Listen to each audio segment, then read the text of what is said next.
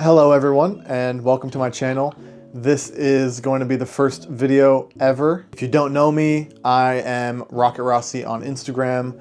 I just film cars for a living, essentially. So this video is going to be all about how I started filming cars for a living, how I went from a barista to doing filmmaking full time. I say filmmaking, I'm more of a videographer because I don't see myself really making films, but I figured this would be a cool way to start the channel. If you want to know who I am, what I do, then I'm hoping this just explains all of that. And then moving forward, this feels like a good foundation to build off of. So I started photography when I was 8. Maybe. My dad had a camera and he would bring it on holidays and whatnot, or even just around the city. I grew up in Chicago. It's a very photographable city, so he was always photographing stuff and I would just take it from him. I'd photograph my family on holiday, or I would photograph some parts of Chicago if we ever went downtown, things like that. I would just mooch off of my dad, take his camera and practice that way. That's kind of where the love for it began because I was so young. That was something I actually wanted to do. That was probably around 2008 to 2012. So after doing that for a while, my parents realized that I actually enjoyed doing that, and they sent me to some lessons to learn how to photograph better. So the first set of lessons I did was, I think, more focused on Lightroom, and it also taught me a lot about night photography. So we did long exposures and things like that. It was a really cool opportunity, and at the time I didn't have a great computer, so they had like the newest Mac, so I would just go there and edit and have no lag or anything like that. The second set of lessons I was actually paid to do. I got paid $750 to learn how to photograph better, which is crazy to say, but that was really a thing going on in Chicago that I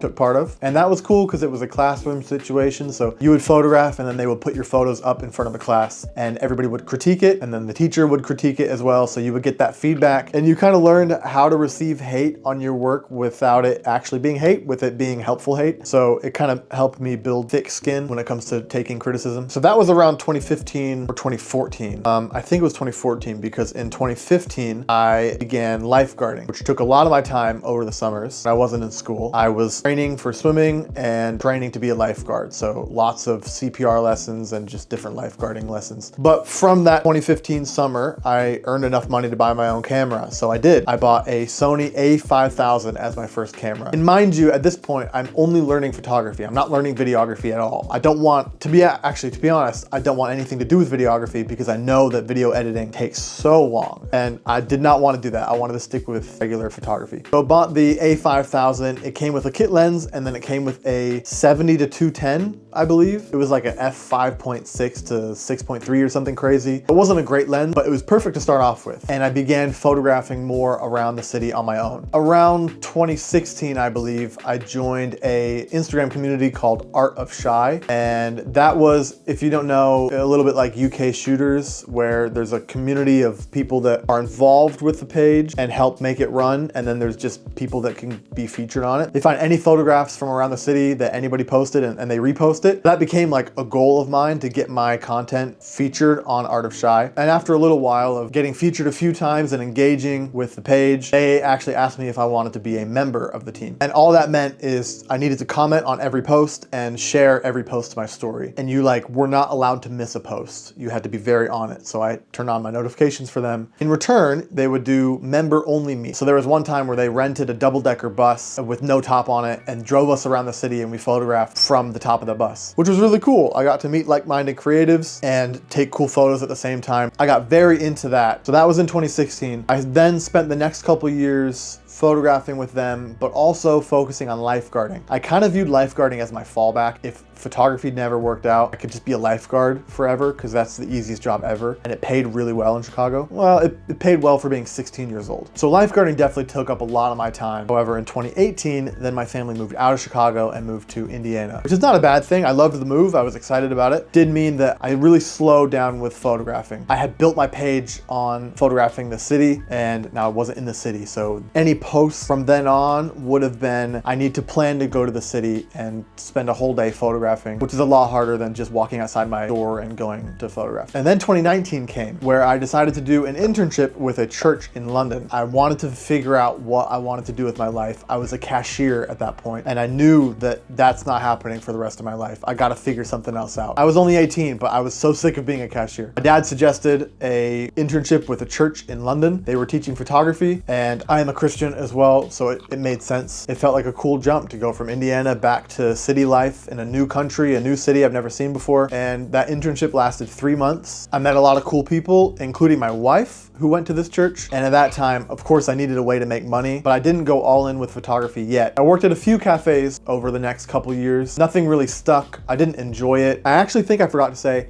I did this internship and went back to Indiana and realized this is not it. So I moved to London from Indiana at the end of 2019. I forgot to say that. And so then in 2020, the pandemic happened. We don't need to relive that. But what it did for the church I started working with is it forced them to put everything online. So they needed to start filming services and filming worship and stuff like that. So I began helping out with that. Never filmed anything, but I started to pick things up as I went. And eventually, that's where I met my friend Seba. So Seba, or Sebastian, that same year, I think, began his wedding videography business. And so with that, he started to get some weddings where he needed a second shooter. And I guess knowing that I had a photography eye, he thought I might be able to transition into filming video with him at weddings. So for me, it was a cool way to make extra money, and I got to learn how to video, so it was a win-win for me. Very long days. I don't think I could be a wedding videographer full-time, but what it did for me is it taught me how to be a videographer. He actually taught me almost everything I know about videography to this day. And so I started to learn more about it. I wasn't quite sure if that's what I wanted to do. And in 2022, I actually quit my job working in a cafe to pursue photography full-time. So it's important to note there,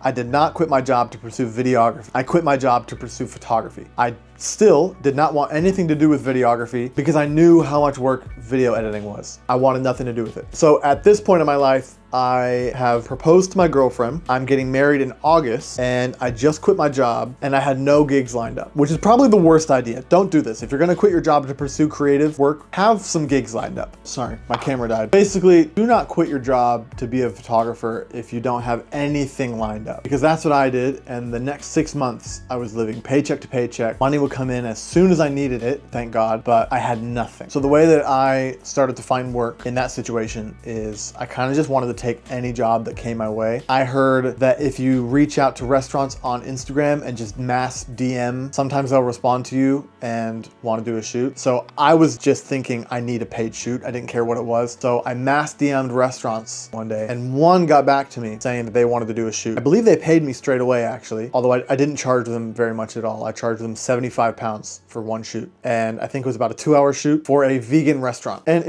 it was something. I think this was definitely a learning moment straight away for me, how to deal with clients. And it just taught me that not everybody's gonna like you, I think, because client straight away, I think I took some pretty cool photos. To this day, I think I took good photos, even though it was my first gig. Normally your first photos wouldn't be that great, but I think they were pretty fire. But the client did not think so. I think I ended up doing a reshoot for her because she didn't like them and I wanted her to like them. It was a mess. It was a mess. She was very like, give me the photos tomorrow type of vibe. A red flag straight away. It was a huge, the whole thing was a red flag. I should have paid attention. I just wanted any paid gig. I didn't care what it was. I don't know, you live and you learn. However, I didn't learn because then she recommended me to one of her friends selling cheesecakes. And they had like just gotten into Harrods and they were moving up, so they wanted to do these shoots. And I was really excited. Although, again, I don't want to shoot food for a living. I want nothing to do with this. I'm not even that good at it. I just was taking anything that came my way. And so I did the shoot with them, recommended to me by this lady who I should not have been taking recommendations from. But yeah, so once I wrapped that up, I told the cheesecake client, I'll get you your photos within 10 days. And they were fine, they had no problem, but the vegan lady came to me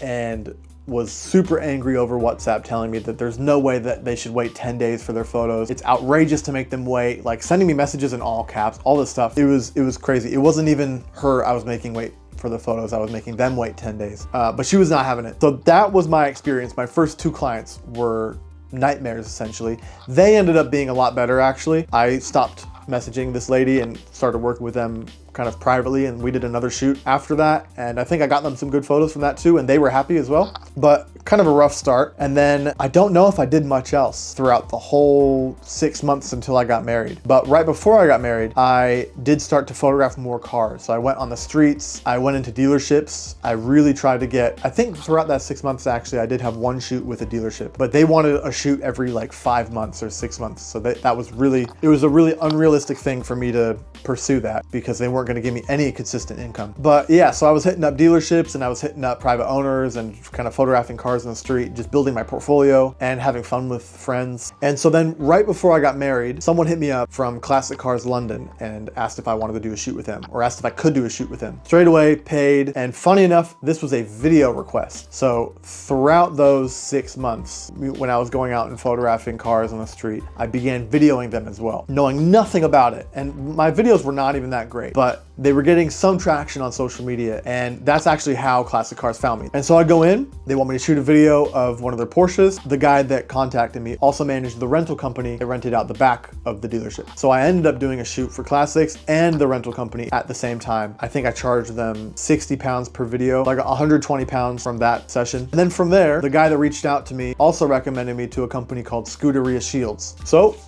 I started working for Scuderia Shield. I did a shoot for them. They were and are a company making sculptures of the Ferrari logo and Lamborghini logo and things like that.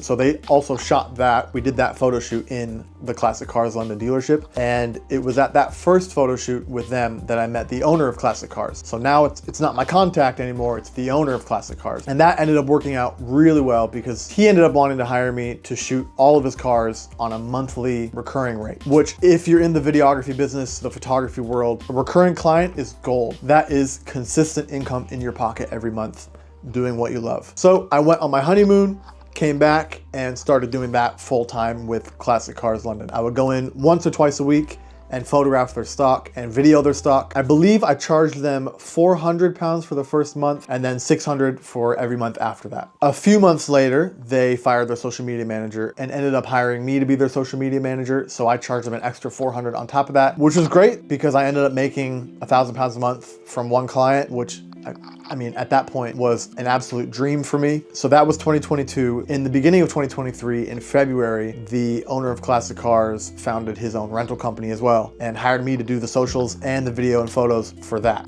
which I believe I charged him 600 pounds for. So in total, I ended up making 1,600 pounds a month from these two clients. And that's kind of where everything took off. I began posting social media videos while I was at the dealership. I kind of just set up a BTS camera while I was already filming content for them, and the behind the scenes stuff started doing really, really well. You guys caught on to it, wanted to know more about what I do, wanted to know gimbal tips, gimbal tricks. So I really pressed into making my page a tutorial page. Got me a lot of engagement, a lot of followers, well, a decent amount of followers on Instagram, and even brought in some new clients for me. And it's kind of, the rest is history from there. I kept on working with Classic Cars. They recommended me to a couple other clients. I did shoots for them. Now I'm working with Scuderia Car Parts. They hire me to run their social media, do all of their photos and videos. And that's kind of how my video business began. I kind of just yeeted myself into open waters and tried to make things work. And thank goodness they did. But I think for anyone who wants to start their own video business or wants to start doing social media full time, I would say it's definitely worth it. It's definitely rewarding, definitely a lot of hard work. You have to want it. You have to be willing to commit all of your time into building this. I promise you, once you do, so worth it. Right now, I have a wife and I've got a kid, and I'm able to spend time with them on a Monday in the middle of the day, as long as I plan out time to get the work done that I need to do. But yeah, I think if you want to start doing this by yourself, I'd say some tips would be reach out to clients via Instagram. For me, almost all my work came from Instagram. It's a really great place to just